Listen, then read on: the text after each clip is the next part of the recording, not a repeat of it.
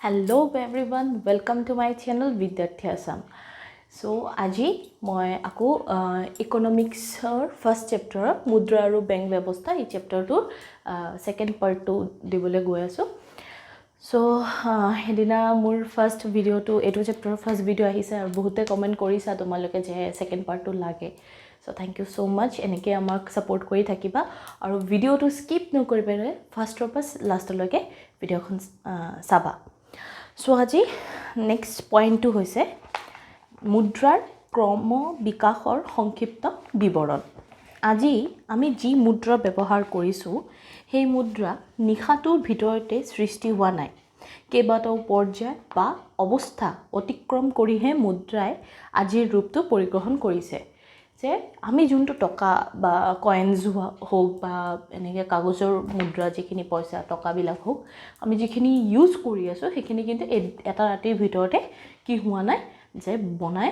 ওলোৱা নাই মানে সৃষ্টি হোৱা নাই বিনিময় প্ৰথাক মুদ্ৰাৰ ক্ৰমবিকাশৰ প্ৰথম পৰ্যায় বুলি ক'ব পাৰি যে বিনিময় প্ৰথাক এইটো এই মুদ্ৰাৰ ক্ৰমবিকাশৰ কি ক'ব পাৰি প্ৰথম পৰ্যায় এই ব্যৱস্থাত সামগ্ৰীয়ে সীমিত অৰ্থত মুদ্ৰাৰ কাম কৰিছিল মুঠতে মুদ্ৰাৰ ক্ৰমবিকাশৰ 5টা পৰ্যায় আছে তো এই আগতে যেতিয়া মুদ্ৰা নাছিলে তাত তেতিয়া সময়ত কিন্তু বিনিময় প্ৰথাই যিখিনি সামগ্ৰীবিলাক আছিল সেইবিলাকে কিন্তু মুদ্ৰাৰ কাম কৰিছে আৰু কি কৈছে এই মুদ্ৰা ক্ৰমবিকাশক কেইটা ভাগত ভাগ কৰা হৈছে 5টা এই 5টা ভাগ কি প্ৰথমটো হৈছে বিনিময় প্ৰথা সেকেন্ডটো হৈছে জন্তুমান থাৰ্ডটো হৈছে অমুদ্ৰিত ধাতুমান ফোৰ্থ নম্বৰটো হৈছে ধাতু মুদ্ৰা আৰু ফিফথ নম্বৰ হৈছে কাগজী মুদ্ৰা সোৱা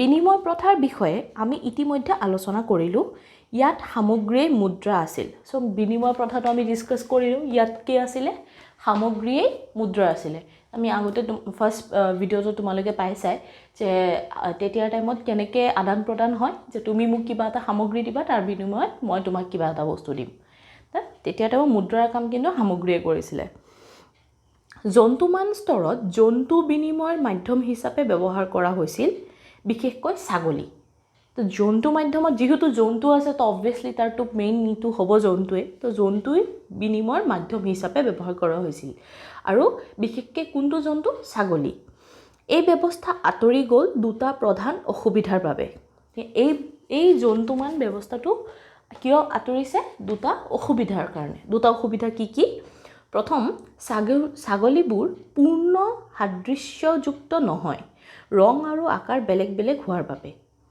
অবভিয়াসলি বহুতবিলাক বগা ছাগলী থাকে তাৰপিছত কিছুমান কুলা থাকে হয় না বেলেগ বেলেগ কালাৰৰ হয় তো তাৰ কাৰণে এটা প্ৰথম এটা প্ৰবলেম নেক্সট বেলেগ বেলেগ হোৱা বাবে আৰু তাৰ লগতে কি দিছে পছন্দ অপছন্দৰ প্ৰশ্ন উঠিছিল কোনোবাই যদি পখৰাটো অপছন্দ কৰিছিল আন এজনে হয়তো কলাটোহে পছন্দ কৰিছিল সো ফাৰ্ষ্ট পইণ্টটো কি যে কালাৰ্স বিলাক বেলেগ তো কোনোবাৰ যদি কাৰোবাৰ যদি বগাটো অপছন্দ লাগে তো কাৰোবাৰ আকৌ কুলাটোহে অপছন্দ লাগে বা পছন্দ লাগে তেনেকুৱা কথা সেকেন্ড পইণ্টটো আছিল দ্বিতীয়টো মহামাৰীত ছাগলীৰ সংখ্যা হ্ৰাস পোৱাৰ লগে লগে মুদ্ৰাৰ পৰিমাণো কমি যাব অৰ্থনীতিত মুদ্ৰা সংকটে দেখা দিব তৃতীয়তে ছাগলী বা জন্তু এটা ভাগ কৰি বিনিময় কৰিব নোৱাৰি কি হৈছে সেকেন্ড পইণ্ট হৈছে মহামাৰীৰ সময়ত কি হৈছিল ছাগলীৰ সংখ্যাটো হ্ৰাস পাইছিল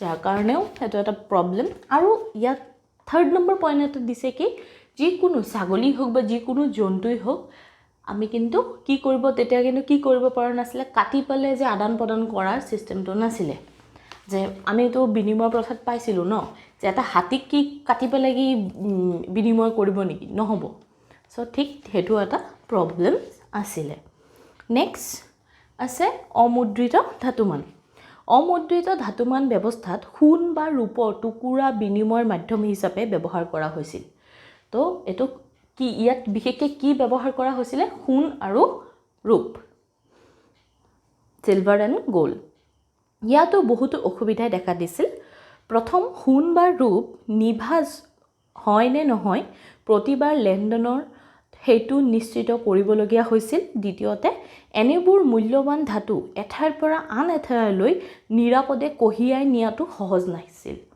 যে এটা সোণ বা ৰূপ সেইটো পিয়'ৰ গ'ল্ড বা পিয়'ৰ চিলভাৰ হয় নে নহয় সেইটো এটা কনফিউজন আছিলে। তো অবভিয়াছলি এতিয়াও হয়, তুমি যদি ভালকৈ তুমি গ'ল্ড চিনি নোপোৱা বা চিলভাৰ যোনটো আছে তুমি যদি ভালকৈ যদি মানে নাজানা বা তাৰ যে এটা মাপটো কি সেইটো যদি তুমি ভালকৈ নাজানা তো অবভিয়াছলি তুমি এতিয়াও প্ৰব্লেমছত পৰিবা। তাৰ আগৰ পৰাই এইটো ছিষ্টেমটো চলি আহিছে। ছেকেণ্ড পইণ্টটো কি দিছে যে যিহেতু এইটো মূল্যৱান ধাতু, সোণ আৰু ৰূপ বস্তুটো ৰূপৰ দাম হ'ব পাৰে কম, বাট তথাপিনো সেইটো টাইমতো ৰূপৰ দামো মানে বহুত তেনেকৈ ৰজা মহাৰাজাবিলাকহে ইউজ কৰে, তেনেকুৱা দামী দামী মানুহে ইউজ কৰে। চ' এতিয়া তোমাৰ এই ৰূপ বা সোণ এইবিলাক বস্তু এঠাইৰ পৰা আন ঠাই নিবলৈ কি আছিলে বহুত মানে প্ৰব্লেমছ আছিল। নিৰাপত্তাৰ বহুত মানে নিৰাপদে কঢ়িয়াই নিয়াটো সহজ নাছিল। যে তেতিয়া টাইমততো এই ডকাইতবিলাক বহুত বেছি আছিলে। চ' অবভিয়াছলি এটা জেগাৰ পৰা আৰু এটা জেগাত লৈ যাব, কিবা কিবি হৈও যাব পাৰে। তো অবভিয়াছলি এতিয়াও হয়নে নহয়? আমি যদি ক'ৰবাত যদি ট্ৰেভেল কৰিবলৈ যাওঁ, যদি বেছিকৈ যদি সোণ পিন্ধি যাওঁ, চ' অবভিয়াছলি প্ৰব্লেমছ এতিয়াও হ'ব। ঠিক আছে? চ' অমুদ্ৰিত ধাতুমান ব্যৱস্থাৰ বিলুপ্তি ঘটাত ধাতু মুদ্ৰাৰ সৃষ্টি হ'ল। তো যিহেতু এই অমুদ্ৰিত ধাতুমান ব্যৱস্থাটো বিলুপ্তি হ'ল মানে টোটেলি বন্ধ হৈ গ'ল, তাৰপিছত কিহৰ উৎপত্তি হ'ল? ধাতু মুদ্ৰাৰ। কিন্তু এই ব্যৱস্থাটো অসুবিধাই দেখা দিলে। সোণ বা ৰূপৰ যোগান সীমাবদ্ধ বা অস্থিতিস্থাপক প্ৰয়োজন হ'লেই বৃদ্ধি কৰিব নোৱাৰি। তাৰোপৰি বেপাৰ বাণিজ্যৰ পৰিসৰ বৃদ্ধি হোৱাৰ লগে লগে মুদ্ৰাবোৰ দূৰৈৰ ঠাইলৈ কঢ়িয়াই নিয়াত অসুবিধাৰ সৃষ্টি হৈছিল। যে সোণ বা ৰূপৰ যোগান সীমাবদ্ধ, আমি সোণ বা ৰূপ বস্তুটো আমি নিজে বনাই ল'ব নোৱাৰিম, হয়নে?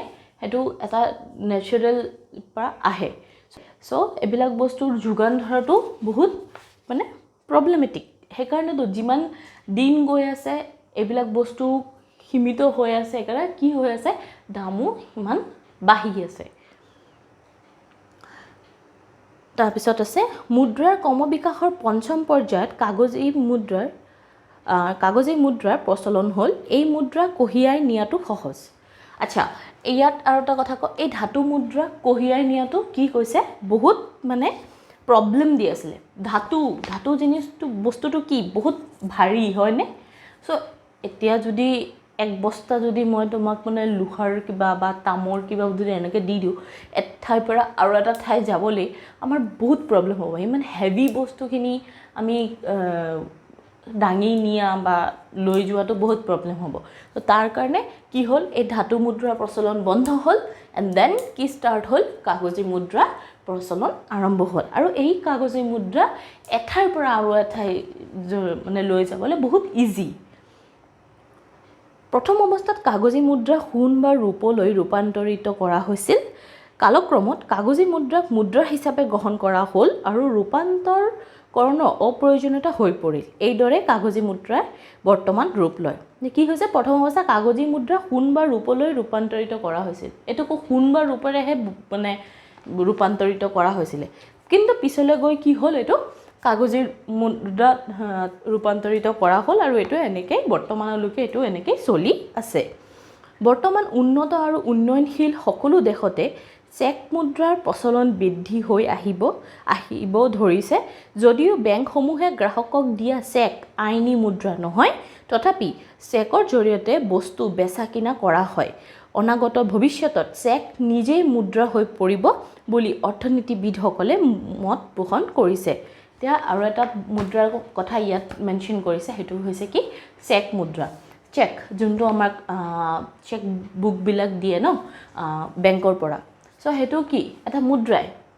আমি যদি কাৰোবাক যদি কিবা যদি এমাউণ্ট এটা দিব লগা হয়, আমি যদি চেকটো যদি কাটি পেলাই যদি দি দিওঁ, তেওঁ গৈ পেলাই সেইটো বেংকৰ পৰা কি কৰিব পাৰিব?